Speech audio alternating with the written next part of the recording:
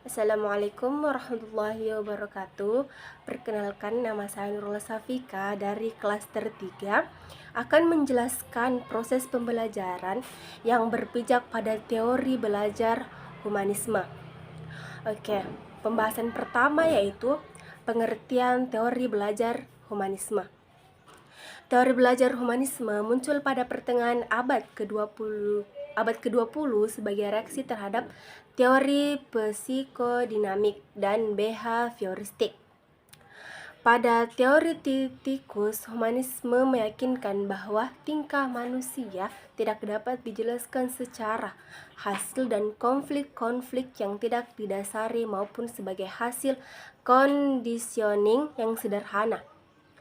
Teori ini berfokus pada pentingnya pengalaman didasari yang bersifat subjektif dan self-direction. Humanistik berasal dari kata Latin yaitu humanus, berarti sifat manusia atau sesuai dengan kodrat manusia. Adapun secara terminologi, humanisme berarti martabat dan nilai dari setiap manusia, serta upaya untuk meningkatkan kemampuan-kemampuan alami yang dimilikinya, baik fisik maupun non-fisik, secara maksimal. Dalam psikologi, humanisme juga dikenal dengan sebutan humanisme. Di sisi lain, humanisme berarti minat terhadap nilai-nilai kemanusiaan yang bersifat ketuhanan. Sedangkan humanisme dalam tatanan akademik tertuju pada pengetahuan tentang budaya manusia serta studi-studi klasik kebudayaan Yunani dan Roma. Pada akhir 1940-an muncul suatu perspektif psikologi baru yang dipelopori oleh beberapa orang yang mengembangkan ilmu psikologi. Di antaranya ialah ahli para psikologi klinik serta pekerja sosial dan para konselor.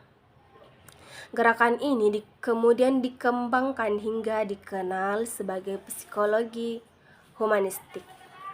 Ihwal hari lahir aliran ini masih belum dipastikan. Namun menurut John Jerolimak dan Clifford de Foster, aliran humanisme muncul pada tahun 1960 sampai 1970-an. Sampai kemudian terjadi perubahan-perubahan selama 2 dekade terakhir, dan pada abad ke-20 ini masih ada usaha yang mengarah pada perubahan tersebut. 113 kelahiran aliran humanisme dilatar belakangi oleh ketidakpuasan sejumlah ahli psikologi terhadap aliran psikologi sebelumnya. Seperti yang diketahui, sebelum psikologi humanisme muncul telah lahir dan bercokol dua seperti yang kita ketahui, yaitu behaviorisme dan kognitif. Jadi para tokoh psikologi yang pada waktu itu dihadapkan pada 2 aliran tersebut, namun mereka justru memilih alternatif lain berupa konsep psikologi sifat dasar manusia.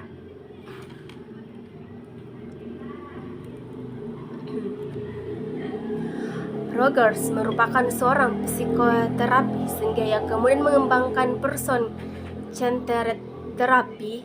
Pusat terapi itu merupakan suatu pendekatan yang tidak bersifat menilai atau tidak memberi arahan sehingga membantu klien mengklarifikasi identitas dirinya. Upaya penemuan identitas diri ini menurut ilmu psikologi ialah suatu cara untuk memperbaiki kondisi. Setelah Roger, Maslow kemudian mengemukakan teorinya. Menurutnya, setiap orang memiliki dorongan untuk memenuhi kebutuhan hidupnya. Kebutuhan hidup manusia ini disusun secara hierarkis. Maslow menempatkan kebutuhan fisik seperti rasa lapar, haus, dan mengantuk di bagian paling bawah. Sementara di atasnya terdapat akan rasa aman, cinta, dan kepercayaan diri yang berkait dengan kebutuhan dan status.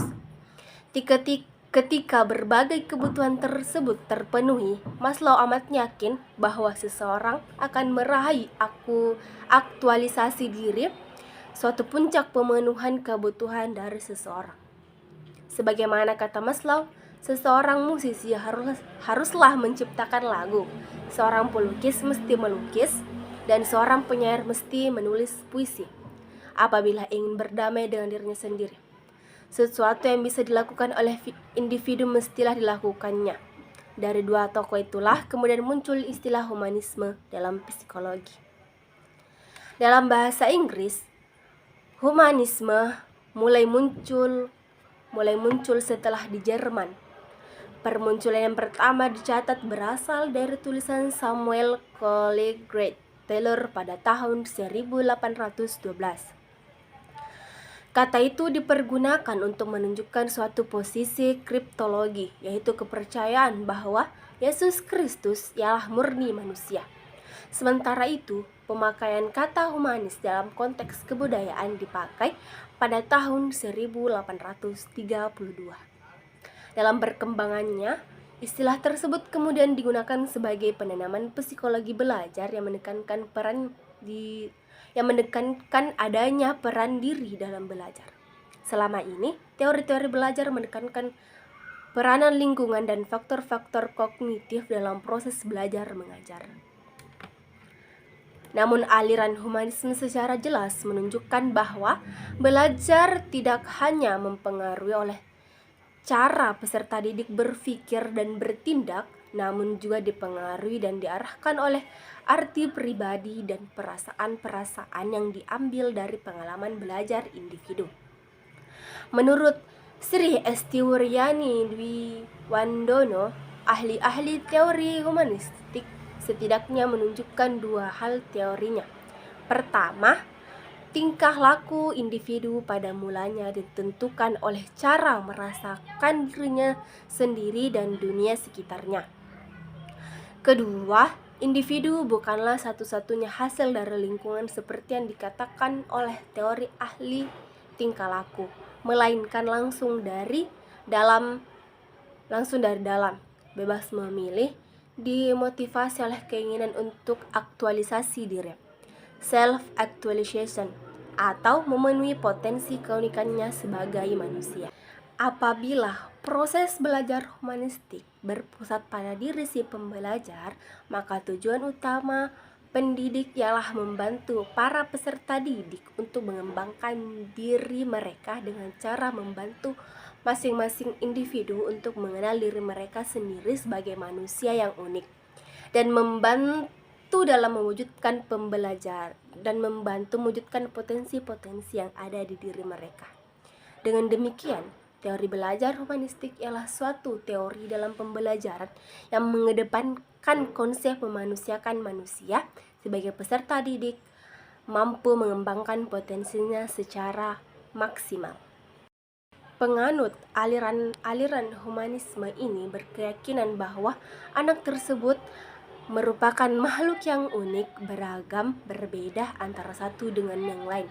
Penganut aliran humanisme ini berkeyakinan bahwa anak termasuk keberagaman yang ada pada diri anak, hendaknya dikukuhkan.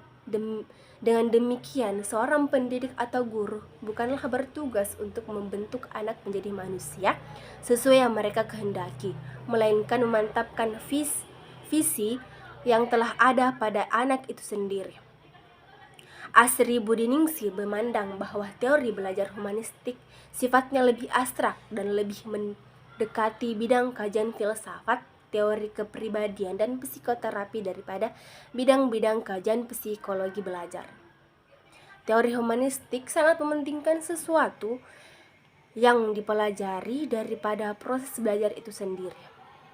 Mungkin sekian yang saya dapat jelaskan mengenai pengertian pembelajaran yang berpijak pada teori belajar humanisme. Akhir kata, wassalamualaikum warahmatullahi wabarakatuh.